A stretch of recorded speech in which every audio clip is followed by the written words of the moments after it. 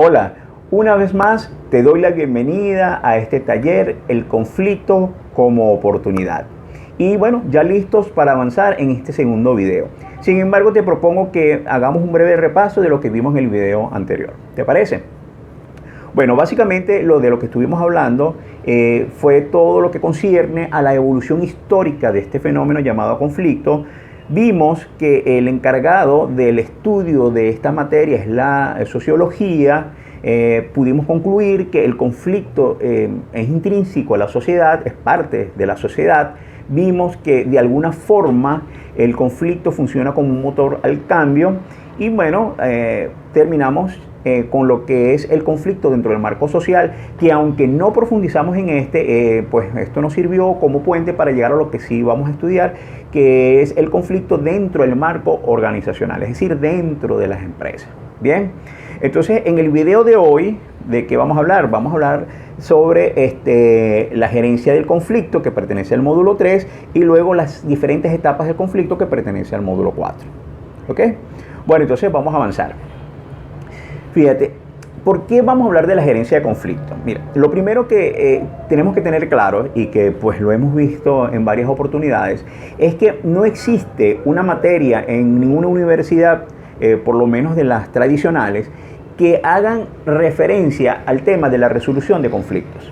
De hecho, de manera, vamos a decir, tradicional, el conflicto normalmente es algo que queremos evadir. No nos gusta escuchar la palabra conflicto, no queremos saber nada que tenga que ver con problemas internos dentro de una organización. Incluso en el video anterior estuvimos hablando que algunas empresas todavía hoy en día premian a sus directores o a su junta directiva o a sus líderes. ¿Para qué? Para que eviten el conflicto. Es decir, entre menos conflictos hayan, pues mayor va a ser tu premio. El tema es, y lo vimos incluso también al final de ese video, que es casi imposible evitar los conflictos porque es parte de la sociedad. Entonces, como ya vimos que es casi imposible, entonces la idea es entender cómo vamos a gestionar esta situación con los conflictos. Y por eso nace la gerencia de conflictos. Ahora bien, es importante también aclarar que no es que debe haber dentro de la organización o dentro de cada empresa una gerencia de conflictos. No, lo importante entender es que cada líder, cada persona que tenga a cargo un número importante de personas o de colaboradores, debe manejar esto que llamamos gerencia de conflictos. Es decir, para cada líder, parte de su tiempo, parte de sus estrategias deben estar concentradas en la gestión de conflictos. Bien, vamos a leer un poco de qué trata esto. La gerencia de conflictos es aquella destinada a gestionar la prevención o contención de conflictos con el fin último de alcanzar acuerdos positivos para todas las partes involucradas. Incluso si llegase a avanzar a lo que es el conflicto ya en sí, entonces lo ideal sería ver cómo hago para resolver esta situación. Eso es la gerencia de conflicto. Fíjate estas palabras claves: prevención, contención y resolución. En esas tres palabras se concentra lo que es la gerencia de conflicto. Bien, entonces, para eliminar los conflictos en la organización, debemos enfrentarnos a ellos. Es decir, no podemos evadirlos, no podemos hacernos los locos o voltear la cara a otra parte, porque aunque hagamos esto, los conflictos van a estar ahí presentes. ¿Y por qué? Bueno, porque las empresas están conformadas por seres humanos y como seres humanos que somos seres emocionales, y siendo seres emocionales vamos a tener creencias propias, vamos a tener cada uno una perspectiva diferente sobre un mismo punto. Entonces al final esto va a generar oposición, y al generar oposición de alguna forma se va a generar un conflicto. Entonces, la conclusión es que hay que enfrentarlos. No hay otra cosa que podamos hacer. La gerencia de conflicto debe enfocarse en la resolución como tal de esta situación.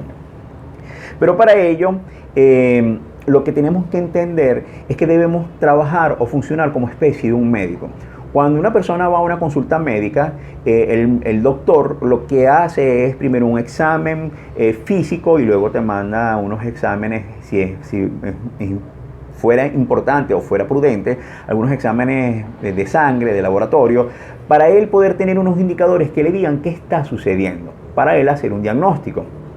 En este caso, nosotros como líderes de área, como personas que tenemos a cargo un grupo de colaboradores, debemos tener herramientas para diagnosticar por qué se están dando algunos conflictos dentro de la organización.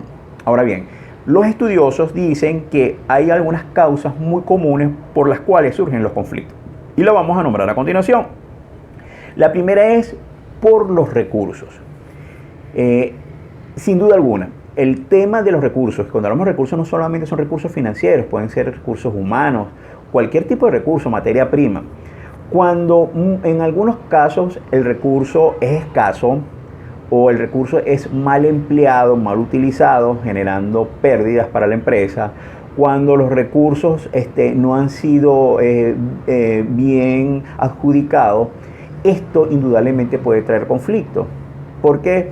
Porque mientras hay abundancia de recursos, pues tú no te das cuenta de los posibles problemas que hay, pero cuando comienza a haber escasez y debes adaptarte a este tipo de trabajo, es donde surgen los problemas realmente. Incluso fíjate que el tema de las pérdidas o la falta de recursos financieros se comienzan a generar controversias entre las personas involucradas en los diferentes departamentos. Como por ejemplo, ¿por qué al departamento tal le asigna más recursos y a nosotros no? ¿O por qué distribuyen el recurso humano de esta forma donde en este departamento tenemos más trabajo? Entonces, cuando en situaciones de escasez es donde se generan problemas por recursos. La segunda causa es por los estilos. Y esto es muy común. Cuando una persona comienza a trabajar en una organización, esta persona adapta de alguna forma su estilo de trabajo a esa organización. Pero cuando esta persona se va para una nueva empresa, de alguna forma quiere traer consigo aquellas prácticas o aquellas costumbres que adquirió en la antigua empresa. Entonces es posible que en esta empresa el estilo sea totalmente distinto y por no haber una forma de adaptarse comienzan a surgir problemas por los estilos. Bien. Otra es por las percepciones. Recordemos que nosotros como seres emocionales percibimos las cosas de diferentes formas. Entonces las percepciones es algo totalmente mental y es posible que yo ante una determinada situación perciba algo diferente a como lo percibe otra persona. De hecho, hemos visto que a veces incluso en las redes sociales han surgido juegos como por ejemplo que dice, bueno, mira, ¿de qué color es este pantalón? ¿De qué color son estos zapatos? O sea, hay gente que dice, bueno, yo la veo azul. Otro dice, bueno, no, yo la veo negra. Incluso hay gente que dice, no, yo lo veo anaranjado. ¿Por qué? Porque cada ser humano percibe algo de forma distinta. ¿Sabe? Aunque es una única cosa, entre diferentes personas cada quien tiene una percepción diferente. Y cuando las percepciones son diferentes también surgen oposiciones. Y al surgir oposiciones surgen conflictos. Bien, por las metas. Y esto es uno de los factores más comunes por los cuales surgen conflictos entre las organizaciones. Mira, lo ideal es que en una organización, vamos a decir, si lo vemos como una pirámide, la punta de la pirámide, o lo que es la junta directiva o los líderes de primera fila, deben tener la capacidad de comunicar de manera adecuada, aguas abajo, cuáles son las metas por las cuales se está trabajando. En muchas ocasiones, las empresas o los colaboradores comienzan a trabajar sin tener claro cuáles son las metas. Y cuando las metas no están claras, es decir, que cada quien ve para un lado distinto, bueno, eso termina en conflicto de igual forma. Ahora, vamos a llevar esto incluso a la vida diaria. Cuando en una pareja, esposo y esposa, cada uno tiene una visión distinta, no convergen en un mismo objetivo, finalmente esta pareja o este matrimonio va a terminar en fracaso porque no están alineados en un mismo objetivo. Entonces, las metas es uno de los factores más comunes por los cuales se generan conflictos dentro de las organizaciones. Luego, por la presión. Cuando se trabaja de manera reactiva, hay dos formas de trabajar, una que es preventiva y una que es reactiva. En la forma preventiva, pues, yo establezco cuáles son todos los posibles problemas que pueden surgir en un determinado proceso y cuando tengo claro cuáles son esos problemas que pueden surgir, yo puedo tener de una vez a la mano cuáles son las posibles soluciones o antídotos a esos problemas. Pero cuando trabajo de manera reactiva, es decir, que reacciono ante determinada situación, no puedo establecer cuáles son los remedios o los antídotos para esa determinada situación. Entonces tengo que empezar a hacer ensayo y error para encontrar cuál es la solución. En esta situación es cuando nacen las presiones. Es decir, estamos contra el reloj, la variable tiempo no está a nuestro favor y en virtud de esto debemos correr, debemos trabajar.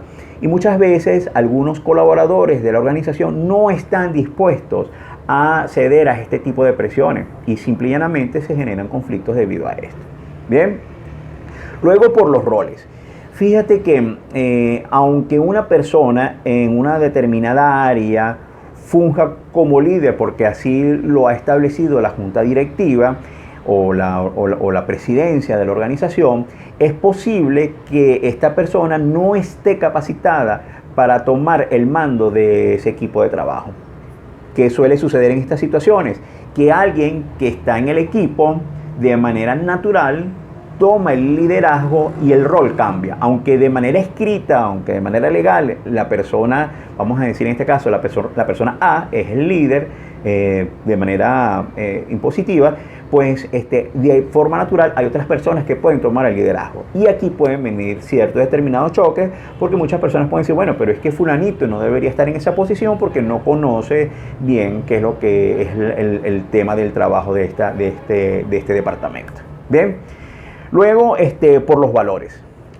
¿Qué pasa? Mira, las cosas o las percepciones o los valores pueden ser objetivos o subjetivos, dependiendo cómo lo enfoque la persona. Por ejemplo, para ciertas determinadas personas el mentir, el no mentir es un valor importantísimo. Es decir, no, mira, yo no digo mentira por nada del mundo. Pero para otras personas puede ser natural decir algunas, como se dice de manera criolla, algunas mentiras blancas para ocultar algunas cosas, ¿no? Entonces fíjate que los valores para cada ser humano son distintos. Entonces como son subjetivos, cada quien lo percibe de una manera distinta, finalmente dentro de una organización esto puede generar choque. Y finalmente por las políticas. Hay empresas u organizaciones que tienen a veces políticas determinadas por la cultura, determinadas por las costumbres o porque simple y llanamente fue como se formó la empresa, y a veces estas políticas chocan contra la percepción de algunos de sus colaboradores. Entonces hay gente que dice, no, mira, yo no estoy dispuesto a hacer determinada cosa porque no me parece que sea una política adecuada. Bien, o incluso cuando la empresa ha venido funcionando de una manera X, entonces surgen nuevas políticas asociadas o determinadas por el nuevo entorno. Entonces esas políticas pueden chocar contra lo que es la percepción de algunos de sus colaboradores. Entonces estas 8 situaciones son las que generan conflictos dentro de la organización. Bien, si los tenemos claros, lo importante es entender de qué es lo que origina un determinado conflicto, porque al entender qué lo está originando podemos ir al hueso, a la médula, y entonces comenzar a trabajar desde ahí. Ahora bien, ¿qué es importante entender además de esto? Que cada uno de estas 8 situaciones pues me va a dar o me va a proporcionar herramientas para entonces después visualizar en qué punto, en qué estadio se encuentra el posible conflicto. Y aquí, bueno, vamos a trabajar lo que son las etapas del conflicto. Bien, fíjate esto. Los conflictos tienen 5 etapas bien definidas. Y cuando conozco la causa y puedo determinar en qué punto está el proceso del conflicto, entonces ahí yo puedo aplicar un determinado antídoto para solucionar esta situación. Entonces vamos a trabajar cuáles son estas 5 etapas del conflicto. La etapa número 1, pues indudablemente está relacionada con lo que es el nacimiento o el surgimiento del conflicto. Es decir, cuando el conflicto está comenzando a conformarse, y en función a esto yo puedo determinar en qué punto de este surgimiento está, porque tiene 2 subetapas, por decirlo de alguna forma. La primera es el conflicto latente. Cuando el conflicto latente hablamos de cuando ya vemos que comienzan ciertos roces, comienzan ciertas situaciones, que ya comienza a haber incluso ciertas palabras, chisme de pasillo, y tú dices, mira, algo se aproxima, algo no está bien. O muchas veces cuando entendemos que hay una política o cuando dentro del clima organizacional algo no está bien, tú sabes que algo va a pasar en algún momento. Entonces ahí decimos que el conflicto está latente.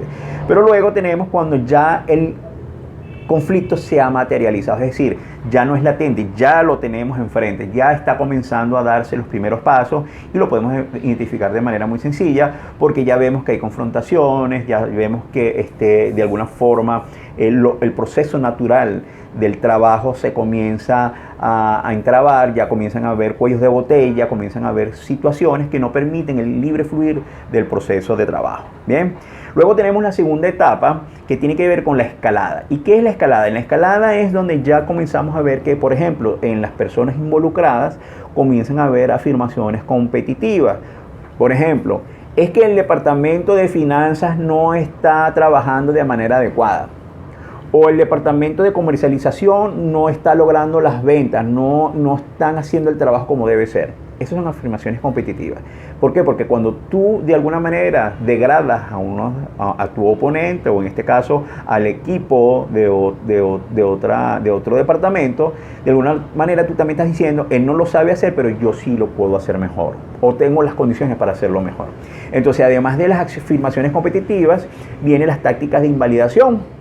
Es decir, es que tú no estás haciendo nada, es que la forma como tú estás trabajando no es la forma adecuada para esta organización, es que creo que no estás preparado, o sea, comienza a haber ese choque. Bien, entonces aquí ya vemos que está escalando, o sea, ya pasó de lo que es el conflicto latente o el surgimiento del conflicto, ya comienzan a ver los determinados roces de un conflicto. Bien, la etapa número 3 habla de la crisis, es decir, ya pasamos un punto donde ahora sí hay una confrontación y entonces es donde decimos que se ha perpetuado el conflicto, es decir, ya el conflicto está en pleno fervor, es decir, ya comienzan a haber situaciones donde yo pido a la junta directiva o solicito a la junta directiva que por favor destituya a fulanito a Perencejo. ¿Por qué? Porque esta persona no está capacitada, o sea, ya es abierto, ya es frontal y ya pues de alguna manera es vox populi dentro de la organización de que hay un conflicto entre departamentos o entre personas. Bien, luego viene la etapa 4 donde entendemos o las partes involucradas en el conflicto entienden que no hay forma de seguir avanzando en esa situación, es decir, en la forma como están ya no se puede seguir trabajando. Y es entonces cuando dice, bueno, mira, aquí tenemos que hacer algo, vamos a ver a qué acuerdo podemos llegar. Y en la negociación entonces surge lo que llamamos el freno, es decir, vamos a evitar la confrontación, vamos a evitar las palabras, vamos como dicen en el juego, vamos a ir a una tregua. Y en esta tregua entonces vamos a analizar qué cosas debemos hacer para mejorar esta situación. Y entonces entramos en la etapa 5, que es ya la resolución en sí del conflicto. Es decir, ya llegó el momento de ver cómo resolvemos esto. Y en la resolución de conflicto también tenemos dos subetapas. Es decir, aceptamos y llegamos a un acuerdo. Cuando aceptamos, no quiere decir que yo esté del todo conforme con el acuerdo que vamos a llegar, pero de alguna manera yo cedo una parte y la otra también cede algo para poder llegar a un punto medio, a un punto de equilibrio. Y entonces una vez que logramos establecer y trabajar bajo este acuerdo, bajo unos ciertos parámetros, entonces yo digo, bueno, si esto es así, podemos tener lo que es la otra parte de esta etapa 5, que es la construcción de la paz. Es decir, si los acuerdos se respetan, llegamos a lo que es la construcción de la paz. Aquí es importante hacer hincapié en algo. En muchas ocasiones suele suceder que aunque se lleguen a acuerdos, estos acuerdos no prosperan. ¿Por qué no prosperan? Porque es posible que alguna de las partes no esté plenamente conforme con lo que se ha negociado, pero bueno, momentáneamente, mientras siente que se calma, las aguas bajan, y baja un poco la tensión, yo digo, bueno, vamos a ver qué sucede, pero luego pues indudablemente sigo tras mi objetivo principal, rompo los acuerdos y cuando se rompen los acuerdos se pierde la confianza y al no haber confianza se generan nuevamente los conflictos. Bien, entonces habiendo entendido estas 5 etapas, fíjate que trabajamos, vimos cuáles son las posibles causas de un conflicto en el marco organizacional y partiendo de estas 8 posibles causas, vimos cuáles son las 5 etapas en las que ya encontramos un determinado conflicto. Entonces si tenemos las causas y tenemos en qué etapa está, entonces ya podemos involucrarnos y comenzar a aplicar ciertos determinados antídotos para llegar a una resolución de conflictos o a un acuerdo de paz. Bien, entonces en el próximo video, en el video 3, vamos a trabajar cuáles son las metodologías de negociación, vamos a trabajar un poco cuáles son las capacidades que yo como líder debo tener para lograr una resolución de conflicto, y entonces en función de esto ver cómo voy a poder obtener algo positivo para todas las partes involucradas y lograr un fin productivo para toda la organización. Bien, entonces bueno, los espero en el video número 3. Gracias.